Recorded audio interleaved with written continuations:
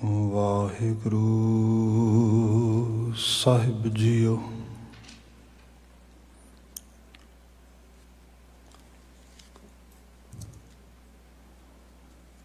ਜਾ ਲਾਗੇ ਉਠ ਨਾਮ ਜਪ, ਨਿਸਬਾ ਸੁਰਿਆਰਾਤ। ਕਾਰਾ ਤੁਝੇ ਨਾ ਵਿਆਪਈ, ਨਾਨਕ ਮਿਟੈ ਉਪਾਤ।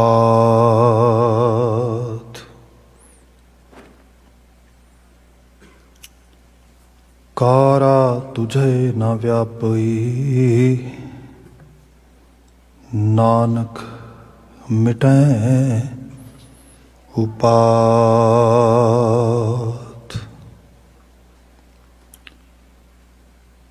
ਜੁਗੋ ਜੁਗ ਅਟਲ ਸ਼ਬਦ ਸਤਿਗੁਰੂ ਧੰਨ ਧੰਨ ਗੁਰੂ ਗ੍ਰੰਥ ਸਾਹਿਬ ਜੀ। ਗੁਰੂ ਪਾਤਸ਼ਾਹ ਜੀ ਦੀ ਅਜ਼ੀਮ ਅਪਾਰ ਬਖਸ਼ਿਸ਼, ਚੜ੍ਹਦੀ ਸਵੇਰ ਪ੍ਰਭਾਤ ਸਮੇਂ ਅਸੀਂ ਗੁਰੂ ਹਜ਼ੂਰ ਹਾਜ਼ਰ ਹੋ ਪਾਏ ਹਾਂ।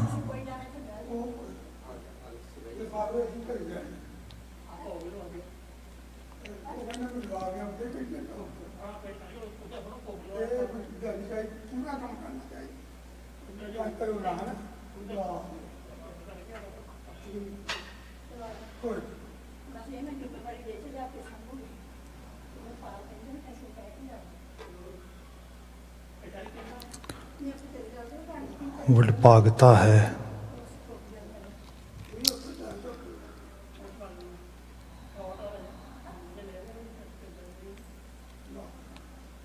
ਮਹਾਰਾਜ ਜੀ ਦੀ ਪਾਵਨ ਬਖਸ਼ਿਸ਼,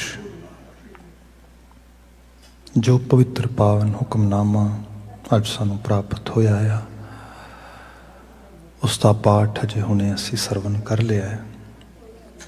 ਸੋ ਆਓ ਰਸਮੀ ਢੰਗ ਦੇ ਨਾਲ ਇਹਨਾਂ ਪਾਵਨ ਬਚਨਾਂ ਦੀ ਤਕਰੀਰ ਵਿਚਾਰ ਪ੍ਰਾਰੰਭ ਕਰੀਏ। ਇੱਕ ਵਾਰ ਫਤਿਹ ਬੁਲਾਉਣੀ, ਮੈਨੂੰ ਕੁਝ ਕਹਿਣ ਦੀ ਇਜਾਜ਼ਤ ਦੇਣੀ। ਸਭ ਪ੍ਰੇਮ ਵਾਹਿਗੁਰੂ ਜੀ ਕਾ ਖਾਲਸਾ, ਵਾਹਿਗੁਰੂ ਜੀ ਕੀ ਫਤਿਹ। ਰਾਗ ਟੋਡੀ ਦੀ ਰਚਨਾ ਹੈ ਮਹਲਾ ਪੰਜਵਾਂ। ਗੁਰੂ ਅਰਜਨ ਪਾਤਸ਼ਾਹ ਪੰਚਮ ਨਾਨਕ ਜੀ ਇਸ ਬਚਨ ਨੂੰ ਉਚਾਰ ਰਹੇ ਨੇ। ਸ਼ਬਦ ਕੋਈ ਬਹੁਤ ਲੰਮੇਰਾ ਨਹੀਂ, ਦੋ ਬੰਦਾਂ ਦਾ ਵਾਕ ਹੈ। ਰਹਾਉ ਦੇ ਪਦੇ ਤੋਂ ਵਿਚਾਰ ਅਸੀਂ ਪ੍ਰਾਰੰਭ ਕਰਦੇ ਹਾਂ। ਸਭ ਜ਼ਿਕਰ ਕਰਦੇ ਨੇ, ਹਰ ਹਰ ਚਰਨ ਹਿਰਦੈ ਉਰ ਧਾਰੇ, ਸਿਮਰ ਸੁਆਮੀ ਸਤਿਗੁਰ ਅਪੁਨਾ, ਕਾਰਜ ਸਫਲ ਹਮਾਰੇ। ਰਹਾਉ ਹਰ ਹਰ ਚਰਨ ਹਿਰਦੈ ਉਰ ਧਾਰੇ। ਜੋ ਗੁਰੂ ਗ੍ਰੰਥ ਸਾਹਿਬ ਦੀ ਭਾਸ਼ਾ ਜਾਂ ਜੋ ਇਹਦੀ ਸ਼ਬਦਾਵਲੀ ਹੈ, ਉਸ ਸ਼ਬਦਾਵਲੀ ਨਾਲ ਸਾਡੀ ਸਾਂਝ ਤਾਂ ਹੀ ਬਣ ਸਕਦੀ ਹੈ ਜੇ ਲਗਾਤਾਰ ਅਸੀਂ ਪਾਠ ਪੜ੍ਹਾਂਗੇ, ਸੁਣਾਂਗੇ, ਸਮਝਾਂਗੇ। ਅਦਰਵਾਈਜ਼ ਵਕਤ ਦੇ ਨਾਲ ਹਰ ਜ਼ਬਾਨ ਬਦਲਦੀ ਹੈ ਅਤੇ ਬਲਕਿ ਜਿਹੜੀ ਰੁਜ਼ਗਾਰ ਦੀ, ਵਪਾਰ ਦੀ ਉਹ ਭਾਸ਼ਾ ਹੁੰਦੀ ਹੈ, ਉਹ ਡੋਮੀਨੇਟ ਕਰਦੀ ਹੈ। ਉਹ ਫਿਰ ਮੁੱਖ ਰੂਪ ਵਿੱਚ ਮੁੱਖ ਧਾਰਾ ਦੀ ਭਾਸ਼ਾ ਬਣਦੀ ਲੱਗੀ ਜਾਂਦੀ ਹੈ। ਜਿਵੇਂ ਮੈਂ ਹੁਣੀ ਤੁਹਾਡੇ ਸਾਹਮਣੇ ਬੋਲ ਰਿਹਾ, ਜੇ ਬਿਲਕੁਲ ਸਿੱਧੇ ਤੌਰ 'ਤੇ ਪੰਜਾਬੀ ਜ਼ਬਾਨ ਹੀ ਬੋਲਾਂ, ਪੂਰੀ ਐਫਰਟ, ਪੂਰਾ ਯਤਨ ਕਰਕੇ, ਹੁਣ ਮੈਂ ਲਫ਼ਜ਼ ਯਤਨ ਕਹਿਣਾ ਸੀ, ਐਫਰਟ ਆ ਗਿਆ ਫਿਰ ਦੁਬਾਰਾ, ਪੂਰਾ ਪ੍ਰਯਾਸ ਕਰਕੇ ਵੀ ਜੇ ਮੈਂ ਪੰਜਾਬੀ ਜ਼ਬਾਨ ਬੋਲਾਂ ਤਾਂ ਉਹਦੇ ਬਾਵਜੂਦ ਵੀ ਬਹੁਤ ਸਾਰੇ ਸ਼ਬਦ ਅੰਗਰੇਜ਼ੀ ਭਾਸ਼ਾ 'ਚੋਂ ਆ ਜਾਣਗੇ, ਕਿਉਂਕਿ ਉਹਦਾ ਕਾਰਨ ਇਹੋ ਹੀ ਹੈ, ਇਹ ਭਾਸ਼ਾ ਬਾਜ਼ਾਰ ਦੀ ਭਾਸ਼ਾ ਆ, ਵਪਾਰ ਦੀ ਭਾਸ਼ਾ, ਰੁਜ਼ਗਾਰ ਦੀ ਭਾਸ਼ਾ ਆ, ਡੋਮੀਨੇਟ ਕਰਦੀ ਹੈ। ਇਹ ਸਾਰੇ ਦੇ ਉੱਤੇ ਸ਼੍ਰੋਮਣੀ ਬਣ ਗਈ ਹੈ।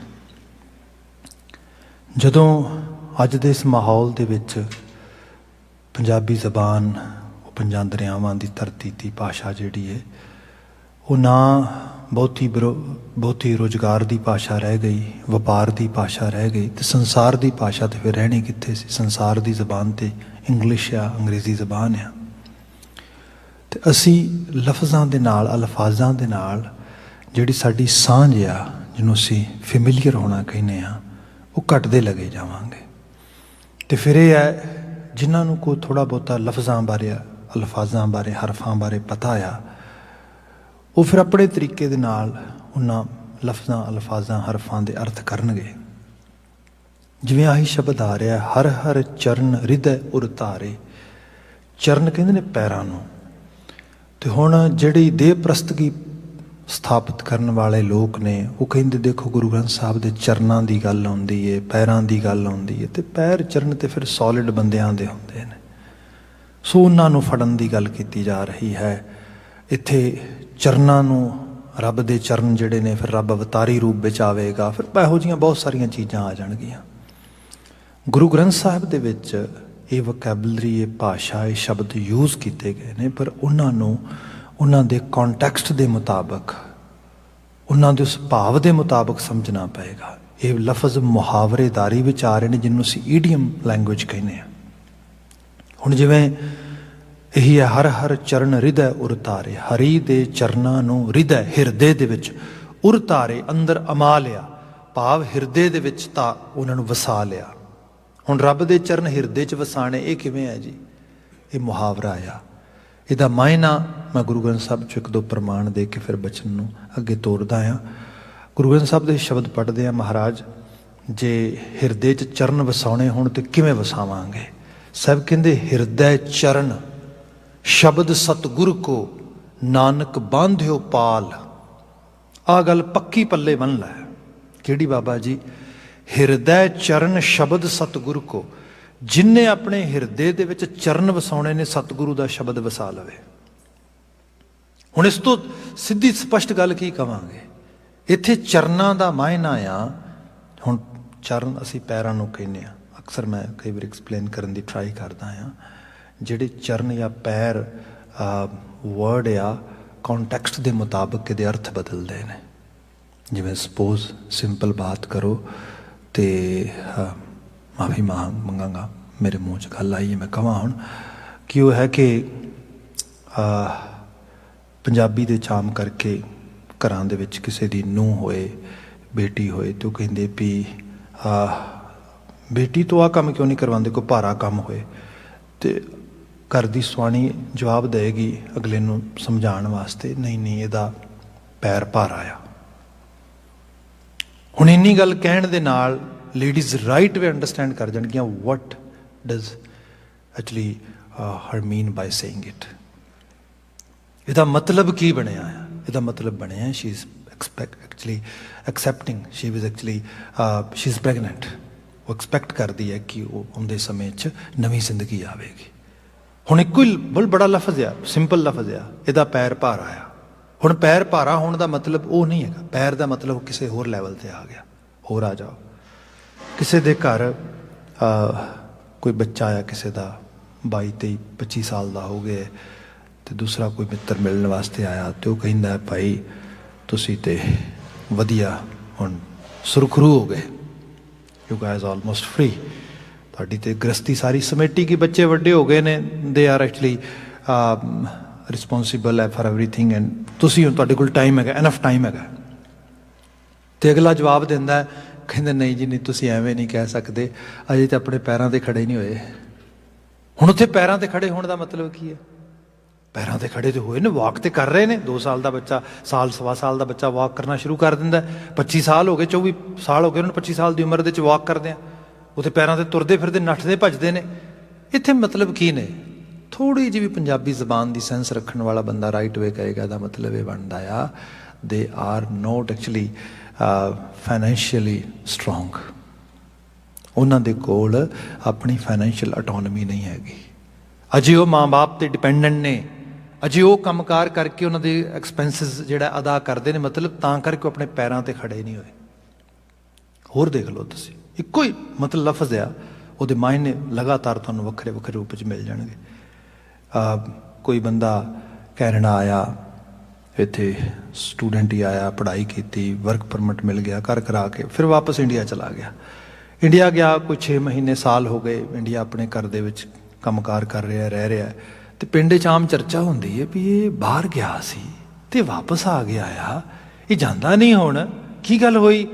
ਅਤੇ ਉਹ ਜਿਹੜੇ ਕਿਆਸ ਅਰਾਈਆਂ ਕਰਦੇ, people who actually try to assume ਵੀ ਕੀ ਹੋਇਆ ਹੋਏਗਾ, ਅਤੇ ਉਹ ਫਿਰ ਅਸੰਪਸ਼ਨ 'ਚ ਇਹ ਗੱਲ ਕਹਿਣਗੇ ਅਸਿਊਮ ਕਰਕੇ, ਇਹ ਗਿਆ ਤਾਂ ਉੱਥੇ ਜ਼ਰੂਰ ਸੀਗਾ ਪਰ ਇਹਦੇ ਪੈਰ ਨਹੀਂ ਲੱਗੇ। ਇਹਦਾ ਮਤਲਬ ਇਹ ਹੈ ਕਿ ਇਹਦਾ ਉੱਥੇ ਰਹਿਣ ਦਾ ਕੋਈ ਬਣਿਆ ਨਹੀਂ, ਇਹਦੀ PR ਨਹੀਂ ਹੋਈ, ਇਹਨੂੰ ਕੋਈ ਜੌਬ ਨਹੀਂ ਮਿਲੀ, ਇਹਦਾ ਕੋਈ ਕੰਮਕਾਰ ਚੱਲਿਆ ਨਹੀਂ ਉੱਥੇ। ਇਹ ਮਤਲਬ ਹੈ ਪੈਰ ਨਾ ਲੱਗੇ।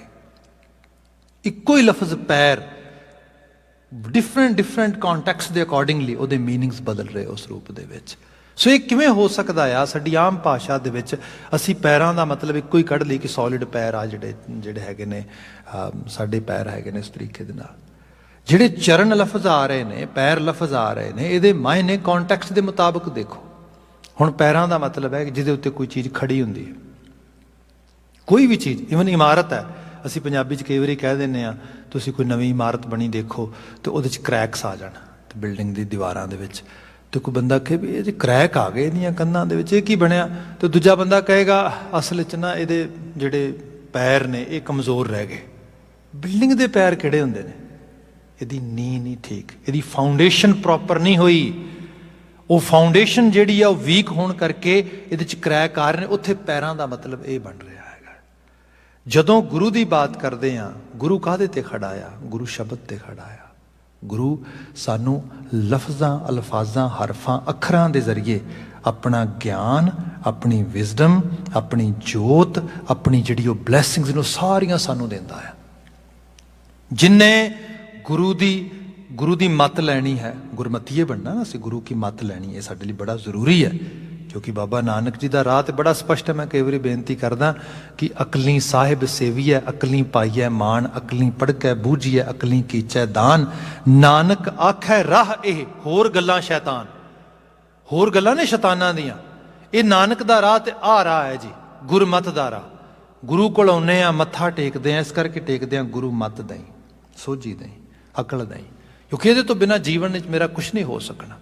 ਤੁਸੀਂ ਭਾਵੇਂ ਕਿਸੇ ਦੇ ਨਾਂ ਹੀਰੇ ਜਵਾਹਰਾਤ ਮੋਤੀਆਂ ਦੀਆਂ ਖਾਨਾਂ ਲਗਾ ਦਿਓ, ਜੇ ਉਹਨੂੰ ਅਕਲ ਨਹੀਂ, ਮੱਤ ਨਹੀਂ ਗਈ, ਉਹ ਪਸ਼ੂਆਂ ਤੋਂ ਬੱਤਰ ਆ।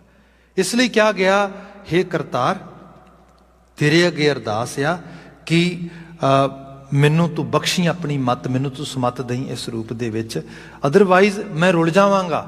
ਜੈਸੇ ਬਚਨ ਅਸੀਂ ਪੜ੍ਹਦੇ ਹਾਂ, ਤੂੰ ਸਮਰੱਥ ਵੱਡਾ, ਮੇਰੀ ਮੱਤ ਥੋੜ੍ਹੀ ਰਾਮ। ਮੇਰੀ ਥੋੜ੍ਹੀ ਮੱਤ ਹੈ, ਮੇਰੇ ਕੋਲ ਬਹੁਤੀ ਮੱਤ ਨਹੀਂ ਹੈ, ਇਸ ਕਰਕੇ ਤੂੰ ਤਰਸ ਕਰ ਮੇਰੇ ਉੱਤੇ। ਅਸੀਂ ਇਸ ਰੂਪ ਵਿੱਚ, ਮੱਤ ਫਿਰ ਕਿਵੇਂ ਆਏਗੀ? ਸ਼ਬਦਾਂ ਦੇ ਜ਼ਰੀਏ, ਲਫ਼ਜ਼ਾਂ ਦੇ ਜ਼ਰੀਏ, ਹਰਫਾਂ ਦੇ ਜ਼ਰੀਏ, ਅੱਖਰਾਂ ਦੇ ਜ਼ਰੀਏ। ਫਿਰ ਉਸੇ ਹੀ ਲਫ਼ਜ਼ਾਂ, ਹਰਫਾਂ, ਅੱਖਰਾਂ ਦੇ ਵਿੱਚ ਗੁਰੂ ਕੀ ਆਸੀਸ ਤੇ ਜੋਤ ਪਈ ਹੈ।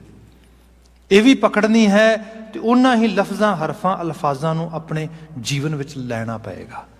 ਹੁਣ ਦੇਖੋ ਥੋੜਾ ਜਿਹਾ ਰੰਗ 'ਚ, ਕਿਉਂਕਿ ਹਰ ਹਰ ਚਰਨ ਹਿਰਦੈ ਉਰਤਾਰੈ, ਹਿਰਦੈ ਚਰਨ ਸ਼ਬਦ ਸਤਿਗੁਰ ਕੋ, ਸ਼ਬਦ ਸਤਿਗੁਰੂ ਦਾ ਪੱਲੇ ਬੰਨਾਂਗੇ ਤਾਂ ਉਹਦੇ ਚਰਨ ਹਿਰਦੇ 'ਚ ਵਸਣਗੇ। ਸਰਲ ਕਰਦਾ ਇਸ ਨੂੰ, ਜਿਵੇਂ ਪਾਠ ਕਰਨ ਦੀ ਗੱਲ ਹੁੰਦੀ ਆ, ਆਪਾਂ ਹੁਕਮਨਾਮਾ ਕਈ ਵਾਰੀ ਪੜ੍ਹਦੇ ਹਾਂ, ਪਾਠ ਪੜ੍ਹਿਓ ਅਰ ਬੇਦ ਵਿਚਾਰਿਓ, ਨਿਵਲ ਭੁਯੰਗਮ ਸਾਧੇ, ਪੰਚ ਜਨਾ ਸਿਓ ਸੰਗ ਨਾ ਛੁਟਕਿਓ, ਅਦਕ ਅਹੰਗ ਬੁੱਧ ਬਾਧੇ, ਪਿਆਰੇ ਇਨ ਬਿਦ ਮਿਲਨ ਨਾ ਜਾਈ, ਮੈਂ ਕੀਏ ਕਰਮ ਅਨੇਕਾਂ। ਫਿਰ ਕੀ ਹੋਇਆ? ਹਾਰ ਪਰਿਓ ਸੁਆਮੀ ਕੇ ਦੁਆਰਾ, ਦੀਜੈ ਬੁੱਧ ਵਿਵੇਕਾ। ਬੁੱਧ ਵਿਵੇਕਾ ਅਕਲ ਨੂੰ ਕਿਹਾ ਗਿਆ। ਅਖੀਰ ਹਾਰ ਕੇ ਬੰਦਾ ਕਹਿੰਦਾ ਵੀ ਦਾਤਾ ਬੁੱਧ ਬਖਸ਼ੀ, ਅਕਲ ਬਖਸ਼ੀ, ਸੋਝੀ ਬਖਸ਼ੀ। ਪਰ ਹੁਣ ਇਹਦੇ 'ਚ ਬਚਨ ਕਿਹਾ ਵੀ ਜੇ ਪਾਠ ਕੀਤਿਆਂ ਅਕਲ ਨਹੀਂ ਆਈ ਤੇ ਫਿਰ ਕਿਵੇਂ ਆਏਗੀ? ਪਾਠ ਪੜ੍ਹਿਓ ਔਰ ਬੇਦ ਵਿਚਾਰਿਓ। ਭਾਈ ਗੱਲ ਇਹ ਹੈ, ਪਾਠ ਦਾ ਮਾਇਨਾ ਸਮਝੋ ਕਿਸ ਰੂਪ ਦੇ ਵਿੱਚ ਆ। ਇਹਦੀਆਂ ਸਟੇਜਸ ਨੇ। ਪਹਿਲੇ ਨੰਬਰ 'ਤੇ ਜੇ ਪਾਠ ਪੜ੍ਹਨਾ ਜਾਂ ਸੁਣਨਾ ਜਾਂ ਸਮਝਣਾ ਆ, ਤੇ ਉਹਦੇ ਲਈ ਇਹ ਹੈਗਾ ਕਿ ਸਾਨੂੰ ਅੱਖਰ ਬੋਧ ਹੋਣੇ ਬੜੇ ਜ਼ਰੂਰੀ ਨੇ। ਆਪ ਦੇਖਦੇ ਹੋ, ਅਸੀਂ ਬਾਹਰ ਜਿਹੜਾ ਹੈਗਾ ਡਿਸਪਲੇ ਬੋਰਡ ਹੈਗਾ, ਉਹਦੇ ਉੱਤੇ ਜਿਹੜੇ ਪ੍ਰੋਗਰਾਮ ਹੁੰਦੇ ਨੇ ਗੁਰਦੁਆਰਾ ਸਾਹਿਬ, ਉਹਨਾਂ ਦਾ ਜ਼ਿਕਰ ਵੇਰਵਾ ਲਿਖਦੇ ਆ ਕਿ ਫਲਾਂ ਪਰਿਵਾਰ ਦਾ ਸਮਾਗਮ ਮੇਨ ਹਾਲ ਦੇ ਵਿੱਚ ਹੈ, ਫਲਾਂ ਪਰਿਵਾਰ ਦਾ ਸਮਾਗਮ ਹਾਲ ਨੰਬਰ 1 ਵਿੱਚ ਹੈ, 2 ਵਿੱਚ ਹੈ, ਇਸ ਤਰੀਕੇ ਦੇ ਨਾਲ। ਤੇ ਮੈਨੂੰ ਯਾਦ ਆ ਸਾਡੇ ਇੱਕ ਮਿੱਤਰ ਹੈਗੇ ਨੇ ਡੈਂਟਿਸਟ ਆ ਸਾਡਾ ਵੀਰਾ ਇੱਥੇ, ਤੇ ਉਹਦੀ ਫੈਮਿਲੀ ਦਾ ਆਪਣਾ ਪ੍ਰੋਗਰਾਮ ਆ ਤੇ ਉਹ ਆਇਆ ਇੱਥੇ ਤੇ ਉਹ ਆ ਕੇ ਕਹਿੰਦਾ ਵੀ ਮੈਨੂੰ ਵੀਰ ਜੀ ਸਾਡਾ ਪ੍ਰੋਗਰਾਮ ਕਿਹੜੇ ਕਿਹੜੇ ਹਾਲ 'ਚ ਆ। ਮੈਂ ਕਿਹਾ ਲਿਖਿਆ ਸਾਹਮਣੇ, ਤੇ ਹੱਸ ਕੇ ਮੈਨੂੰ ਕਹਿੰਦਾ ਵੀਰ ਜੀ ਮੈਂ ਅਨਪੜ੍ਹ ਆ। ਇੱਕ ਵਾਰ ਤਾਂ ਮੈਨੂੰ ਲੱਗਾ ਹੋਰ ਤਾਂ ਨਾ ਵੀ ਕਿਹੜੀ ਗੱਲ ਕਰ ਰਿਹਾ। Then I realise yes you are illiterate. From what side? From Gurmukhi letters.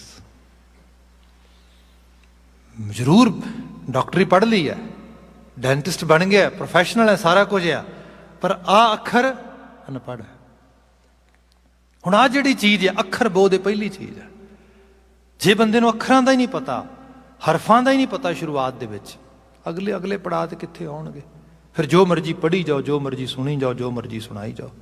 ਹੁਣ ਪਾਠ ਵਾਸਤੇ ਇਹ ਹੈ ਪਹਿਲਾਂ ਅੱਖਰ ਬੋਧ ਹੋਏ, ਅੱਖਰ ਬੋਧ ਗੁਰਮੁਖੀ ਲੈਟਰਸ ਜਿਹੜੇ ਨੇ ਉਹਨਾਂ ਦੀ ਪਹਿਚਾਣ ਆ ਜਾਏ। ਫਿਰ ਵਾਕ ਬੋਧ ਹੋਏ, ਮਤਲਬ ਤੁਸੀਂ ਦੇਖਿਆ ਹੋਣਾ, ਮੈਂ ਦੇਖਦਾ ਇੱਥੇ ਸਾਡੀ ਬਹੁਤੀ ਜਿਹੜੇ ਅਸੀਂ ਪੰਜਾਬੀ ਸਕੂਲ ਵਗੈਰਾ ਚਲਾਉਂਦੇ ਹਾਂ, ਹੁਣ ਤਾਂ ਖੈਰ ਉਹ ਵੀ ਬਹੁਤ ਹੈ ਰਿਹਾ ਨਹੀਂ, ਇੰਨਾ ਜ਼ਿਆਦਾ ਐਫਰਟ ਪਾਉਂਦਾ ਨਹੀਂ ਕੋਈ ਵੀ। ਜਦੋਂ ਸ਼ੁਰੂ 'ਚ 10-15 ਸਾਲ ਪਹਿਲਾਂ ਕੁਝ ਐਫਰਟ ਪਾਈ ਜਾਂਦੀ ਸੀਗੀ, ਅਤੇ ਉਹਦੇ ਵਿੱਚ ਹੁੰਦਾ ਸੀਗਾ ਕਿ ਬੱਚੇ ਮੈਂ ਦੇਖਦਾ 10-10 ਸਾਲ ਉਹ ਊੜਾ ਐੜਾ ਉਹਦੇ 'ਤੇ ਸਟਰਗਲ ਕਰੀ ਜਾਂਦੇ ਸੀ। ਉਸ ਤੋਂ ਅੱਗੇ ਵਧਣ ਵਾਲੀ ਬਾਤ ਹੀ ਨਹੀਂ ਸੀ। ਅੱਖਰ ਬੋਧ ਤੋਂ ਬਾਅਦ ਹੈ ਵਾਕ ਬੋਧ, ਫਲੂਐਂਟਲੀ ਕਿਸੇ ਚੀਜ਼ ਨੂੰ ਰੀਡ ਕਰ ਸਕਣਾ। ਜੇ ਫਲੂਐਂਟਲੀ ਰੀਡਿੰਗ ਲੈਵਲ ਨਹੀਂ ਆਇਆ, ਪਾਠ ਨਹੀਂ ਹੋ ਸਕੇਗਾ। ਫਿਰ ਕਿਉਂਕਿ ਜਿੰਨੀ ਦੇਰ ਤੱਕ ਤੁਹਾਡੇ ਅੰਦਰ ਲੈਂਗੁਏਜ ਦੀ ਉਹ ਪੂਰੀ ਤਰ੍ਹਾਂ ਜਿਹੜੀ ਤੁਹਾਡੀ ਪ੍ਰੋਫੀਸ਼ੈਂਸੀ ਹੈ, ਜਿਹੜੀ ਤੁਹਾਡੀ ਪਰਪੱਕਤਾ ਹੈ, ਉਹ ਬੜੀ ਜ਼ਰੂਰੀ ਹੈ ਉਹਦੇ ਵਿੱਚ। ਹੁਣ ਇਹ ਹੈ ਅੱਖਰ ਬੋਧ, ਵਾਕ ਬੋਧ। ਫਿਰ ਤੀਸਰਾ ਪੜਾਅ ਆਉਂਦਾ ਪਾਠ ਬੋਧ। ਇਹ ਸਪੈਸੀਫਿਕਲੀ ਲਰਨ ਕਰਨਾ ਪੈਂਦਾ ਹੈ। ਅੱਜ ਕੱਲ੍ਹ ਬੜਾ ਈਜ਼ੀ ਹੈ, ਯੂਟਿਊਬਸ ਦੇ ਉੱਤੇ ਜਿਹੜਾ ਹੈਗਾ ਡਿਫਰੈਂਟ ਵੈਬਸਾਈਟਸ ਦੇ ਉੱਤੇ ਪੂਰੇ ਦੇ ਪੂਰੇ ਟਿਊਟੋਰੀਅਲ ਬਣਾ ਕੇ ਪਾ ਦਿੱਤੇ ਗਏ ਨੇ, ਕੋਈ ਹਾਰਡ ਨਹੀਂਗਾ। ਮਤਲਬ ਮੈਂ ਕਹਿੰਦਾ ਜੇ ਬੰਦਾ ਅੱਜ ਦੇ ਦੌਰ 'ਚ ਮੈਨੂੰ ਕਹਿੰਦਾ ਨਾ ਕਿ ਭਾਈ ਸਾਹਿਬ I'm not able to read Punjabi, I'm not able to read Gurmukhi, I'm not able to read Gurbani, ਮੈਂ ਕਹਿੰਦਾ ਬਈ ਇਸ ਤੋਂ ਕਿਸਮਤ ਮਾੜੀ ਨਹੀਂ ਹੋ ਸਕਦੀ ਕੋਈ ਵੀ। ਕਿਉਂਕਿ ਜਦੋਂ ਅੱਜ ਦੇ ਹਰ ਚੀਜ਼ ਅਵੇਲੇਬਲ ਹੈ, ਤੁਹਾਨੂੰ ਨਹੀਂ ਲੱਭਦਾ, you can ask us, we can write ਵਿਚਲੀ provide to each and every source. So tutorials ਪਏ ਪੂਰੇ ਦੇ ਪੂਰੇ। ਹੁਣ ਕੀ ਹੋਇਆ, ਅੱਖਰ ਬੋਧ, ਵਾਕ ਬੋਧ, ਫਿਰ ਹੈ ਪਾਠ ਬੋਧ। ਤੇ ਪਾਠ ਬੋਧ ਦੇ ਮਾਇਨੇ ਇਹ ਨੇ, ਜਿਵੇਂ ਹੁਣ ਲਿਖਿਆ ਤੇ ਹੈਗਾ ਨਿਊਮਰਲ ਨੰਬਰ 1, ਫਿਰ ਊੜੇ ਦਾ ਮੂੰਹ ਖੁੱਲ੍ਹਾ, ਫਿਰ ਉਹਦੇ ਨਾਲ ਇੱਕ ਐਕਸਟਰਾ ਇਸ ਤਰੀਕੇ ਨਾਲ ਜਿਹੜਾ ਹੈਗਾ ਤੁਹਾਨੂੰ ਇੱਕ ਡੰਡਾ ਗੋਲ ਰੂਪ ਦੇ 'ਚ ਇਸ ਤਰੀਕੇ ਨਾਲ ਇੱਕ ਮਾਤਰਾ ਮਿਲੇਗੀ। ਜੇ ਤੇ ਤੁਸੀਂ ਉਸ ਤਰ੍ਹਾਂ ਪੜ੍ਹੋਗੇ ਪੰਜਾਬੀ ਲੈਂਗੁਏਜ ਦੇ ਅਕੋਰਡਿੰਗਲੀ, ਫਿਰ ਉਹਨੂੰ ਪੜ੍ਹੋਗੇ ਇੱਕੋ ਬਸ। ਜੇ ਕਿਸੇ ਨੂੰ ਬਹੁਤਾ ਪਤਾ ਤਾਂ ਇਹ ਪੜ੍ਹੇਗਾ ਇੱਕੋ, ਫਿਰ ਕਹੇਗਾ ਕਾਰ, ਕਿਉਂਕਿ ਲਾਸਟ ਵਾਲੀ ਕਾਰ ਆ, ਪਰ ਅਸੀਂ ਉਚਾਰਨ ਕੀ ਕਰਦੇ ਹਾਂ, ਇੱਕ ਓਂਕਾਰ। ਇਹ ਪਾਠ ਬੋਧ ਨਾਲ ਪਤਾ ਲੱਗੇਗਾ। ਲਿਖਾਵਟ ਇਹ ਹੈ, ਉਚਾਰਨ ਇਹ ਹੈ। ਫਿਰ ਅੱਗੇ ਲਫ਼ਜ਼ ਹੈ ਸੱਸਾ ਤੱਤਾ ਤੱਤੇ ਨੂੰ ਸਿਹਾਰੀ, ਨੰਨਾ ਨੰਨੇ ਨੂੰ ਕੰਨਾ, ਮੰਮਾ ਮੰਮੇ ਥੱਲੇ ਔਂਕੜ। ਜਿਹੜਾ ਬੰਦਾ ਬਿਲਕੁਲ ਪੰਜਾਬੀ ਦੀ ਮਾਸਟਰਸ ਕਰਕੇ ਆਇਆ, ਗੁਰਮੁਖੀ ਅੱਖਰ ਸਿਰਫ ਉਹਨੇ ਜਿਹੜਾ ਹੈਗਾ ਅਕੈਡੈਮਿਕ ਲੈਵਲ 'ਤੇ ਪੜ੍ਹਨੇ, ਪਾਠ ਬੋਧ ਦਾ ਨਹੀਂ ਪਤਾ, ਉਹ ਡੈਫੀਨੇਟਲੀ ਪੜ੍ਹੇਗਾ ਸਤਿਨਾਮੂ। ਅਸੀਂ ਨਹੀਂ ਪੜ੍ਹਦੇ, ਅਸੀਂ ਪੜ੍ਹਦੇ ਹਾਂ ਸਤਿਨਾਮ। ਸਾਨੂੰ ਪਤਾ ਜਿਹੜੇ ਮੰਮੇ ਨੂੰ ਔਂਕੜ ਲੱਗੀ ਹੈ, ਇਹਨੂੰ ਉਚਾਰਨ ਨਹੀਂ ਕਰਨਾ। ਜਿਹੜਾ ਕਰਤਾ ਪੁਰਖੂ ਨਹੀਂ ਪੜ੍ਹਨਾ, ਕਰਤਾ ਪੁਰਖ ਪੜ੍ਹਨਾ। ਖੱਖੇ ਦੇ ਥੱਲੇ ਔਂਕੜ ਲੱਗੀ, ਉਹਦਾ ਸੰਬੰਧ ਉਚਾਰਨ ਨਾਲ ਨਹੀਂ, ਅਰਥ ਨਾਲ ਹੈ। ਸੋ ਇਹ ਪਾਠ ਬੋਧ ਆ। ਤੇ ਪਾਠ ਬੋਧ ਦਾ ਮਾਇਨਾ ਇਹ ਹੁੰਦਾ ਹੈ ਇੱਕ ਰਿਦਮ ਪਕੜਨੀ, ਜਿੱਥੇ ਜਿਹਨੂੰ ਅਸੀਂ ਜਿਹੜਾ ਹੈਗਾ ਕਾਲਮ, ਸੈਮੀ ਕਾਲਮਸ, ਫੁੱਲ ਸਟਾਪਸ, ਇਹ ਸਾਰਾ ਕੁਛ ਕਹਿੰਦੇ ਆ, ਜਿਹਨੂੰ ਅਸੀਂ ਕਹਿੰਦੇ ਹਾਂ ਵਿਸ਼ਰਾਮ, ਅਲਪ ਵਿਸ਼ਰਾਮ ਤੇ ਪੂਰਨ ਵਿਸ਼ਰਾਮ ਦੇਣੇ। ਇਹਦਾ ਸਭ ਤੋਂ ਵਧੀਆ ਤਰੀਕਾ ਇਹ ਹੈ, ਜੇ ਤੁਹਾਨੂੰ ਪਾਠ ਕਰਦਿਆਂ ਸਾਹ ਚੜ੍ਹਦਾ ਆ ਜਾਂ ਪਾਠ ਕਰਦਿਆਂ ਤੁਸੀਂ ਵਾਰ-ਵਾਰ ਉਖੜਦੇ ਹੋ, ਅਜੇ ਪਾਠ ਬੋਧ ਨਹੀਂ ਆਇਆ। ਪਾਠ ਕਰਦਿਆਂ ਇੱਕ ਰਿਦਮ ਜਨਰੇਟ ਹੁੰਦੀ ਹੈ, ਜਿਸ ਰਿਦਮ ਦੇ ਵਿੱਚ ਨਾਰਮਲ ਬਰੀਥਿੰਗ ਹੁੰਦੀ ਹੈ ਤੇ ਇੱਕ ਪੂਰਾ ਦਾ ਪੂਰਾ ਫਲੋ 'ਚ ਬਣਦਾ ਆ। ਸਮਝੋ ਤੁਸੀਂ ਪਾਠ ਬੋਧ ਦੇ ਨੇੜੇ ਆ ਗਏ ਹੋ। ਸੋ ਇਹ ਪਾਠ ਬੋਧ ਆ। ਇਸ ਤੋਂ ਫਿਰ ਨੈਕਸਟ ਲੈਵਲ ਆਉਂਦਾ ਅਰਥ ਬੋਧ। ਬੰਦਾ ਪਾਠ ਤੇ ਪੜ੍ਹਦਾ ਆ, ਪਰ ਇਕੱਲਾ ਪਾਠ ਨਹੀਂ ਪੜ੍ਹਦਾ, ਉਹਨੂੰ ਪਤਾ ਇਹਦਾ ਮਾਇਨਾ ਕੀ ਹੈ। ਮਾਫੀ ਚਾਹਾਂਗਾ, ਬਹੁਤੀ ਵਾਰੀ ਤੇ ਸਾਡੀ ਕਥਾ ਬੜੇ ਪੈਸਿਵ ਜਿਹੜਾ ਹੈਗਾ ਮਾਡਲ ਵਿੱਚ ਹੁੰਦੀ ਹੈ। Just Aam saying, I'm actually talking here, whole congregation is just perceiving it. But sometime ਕਈ ਵਾਰ ਹੋ ਜਾਂਦਾ, ਮੈਂ ਕਈ ਵਾਰ ਇਨਵੋਲਵ ਕਰਨ ਦੀ, ਇੰਟਰੈਕਸ਼ਨ ਕਰਨ ਦੀ ਵੀ ਟਰਾਈ ਕਰਦਾ। not actually all the time, but rarely ਕਿਤੇ ਕਈ ਵਾਰ ਹੋਇਆ। ਅਤੇ ਮੈਨੂੰ ਯਾਦ ਹੈ ਕਾਫੀ ਸਾਲ ਪਹਿਲਾਂ ਦੀ ਗੱਲ ਹੈ, ਮੈਂ ਕੈਲੀਫੋਰਨੀਆ ਸੀਗਾ, ਅਤੇ मैं इस तरीके नाल काफ़ी मतलब एजुकेटेड कॉन्ग्रीगेशन जिहदे च मैं बैठा तो मैं वैसे आवाज़ दे के पूछा, मैं कहा सानू सारिਆਂ ਨੂੰ ਬਹੁਤਿਆਂ ਨੂੰ पाठ करदे बड़ा बड़ा समा हो गया, जपजी साहब बाय हार्ट किनू किनू याद आ? आप अपने हाथ खड़े करो। काफ़ी संगत चो हाथ खड़े भी मैनू भी याद है, मैनू भी याद है। कई हैजिटेट करते वाई शुड, इट्स ओके, चलो ठीक है, याद तो बहुतिਆਂ ਨੂੰ होएगा, नहीं तो सरल तो होएगा ही। मैं कहा चलो ठीक है, पूरा जपजी साहब नहीं 5 पौड़ियाँ ऑलमोस्ट सारिਆਂ ने कहा भी याद 5 पौड़ियाँ सानू पता है, 5 पौड़ियाँ पहलियाँ 5 पौड़ियाँ, ठीक है। असी किन्नी बारी पढ़िया होना है भी किव सचियारा होई है किव कूड़ा टुटा पाल। मैं क्या माफ़ी चाहांगा, just I want to know one thing, what does पाल mean here in this line? मैं नहीं कहना बिल्कुल पता नहीं होएगा, जरूर होएगा पता, कोई तो संगत के मैंबरस नूं कईयां नूं वो हैजिटेट करके जवाब देने, पर मैनू जवाब किसी ने नहीं दिता। जे हुण बंदे नूं उम्र लंघ गई पाठ करदे तो यही नहीं पता पाल का मतलब की है, मतलब अर्थबोध नहीं गा। इनू साहब ने क्या भी पाठ पढ़े और वेद विचारो निवल पुयंगम साधे, हालांकि गुरु साहब विचार की गल भी करते उहदे च, पर जे उन्होंने पाठ करते पढ़ पढ़ गड्डी लदी है, पढ़ पढ़ भरी है साथ, एवें करदे उम्र कढ़ दी। जिहड़ा हर हर चरण हृदय उरतार है, हृदय चरण शब्द सतगुरु को, एक प्रोसैस आ, इस प्रोसैस नूं फॉलो करना है। गुरु साहब ने जो मुंधावनी लिखी, क्या थाल सजाया तुहाडे वास्ते, थाल विच 3 वस्तु पईओ, सत संतोख विचारो, अमृत नाम ठाकुर का पयो, जिसका सबस आधारो, हाँ जे को खावे जे को पुंचै। कोई खावे, खावे ते करूलियां कर दे, खावे ते कला खावे ना, पुंचे उन्होंने ग्रास तो थले उतारे। जिहड़ा मेटाबॉलिज्म हैगा साडा, जिहड़ा डाइजेस्टिव सिस्टम हैगा, वो अपना रोल प्ले करे प्रॉपरली। जिहड़ा जिवें सपोज सिंपल बात करदा है, इन्हां मुल्खां दे विच सानूं एक बड़ी जरूरी चीज़ समझनी बड़ी जरूरी है, साडा बच्चियां दे नाल बहुती बारी कम्यूनीकेशन नहीं हुंदा, जिन्होंने कई बार कहने लैंगुएज बैरीयर हैगा या कल्चरल बैरीयर्स हैगे ने। एक्चुअली सही बात कहाँ तो गल ये हैगी है, सानू we are lacking the communication skills. हुण कम्यूनीकेशन स्किल का मतलब ये हुंदा है, तुसीं मोस्टली बच्चियां नूं देखिया होएगा, या तुसीं बोल रहे हो तो बच्चा चुप है, तो या बच्चा बोल रहा तो वही बोली जाता, तुहानूं नहीं बोलण दे रहा। जो तुसी कह रहे हो, you are talking about east and kid is talking about west, and you are getting frustration in your mind, why it's happening in that way. ये क्यों नहीं मैं आ गल कर रहा, ये दूजे पासे गल कर रहा, totally out of the track, ये मेरी टॉक का थ्रैड ही नहीं फड़ पा रहा, ना मैं इसका फड़ पा रहा। क्योंकि रीजन ये हैगा आ, जिहड़ी तुसी गल कर रहे हो उन्होंने प्रोसैस करनी नहीं आउंदी। जो प्रोसैस करेगा तुहाडी गल च इनवॉल्व होएगा, फिर जाके तुहाडी गल नाल गल करेगा अपनी, अदरवाइज अपनी गल ही करी जाएगा। ये जिहड़ी चीज़ आ, ये हुंदा आ किसी चीज़ नूं भुंचना, प्रोसैस करना।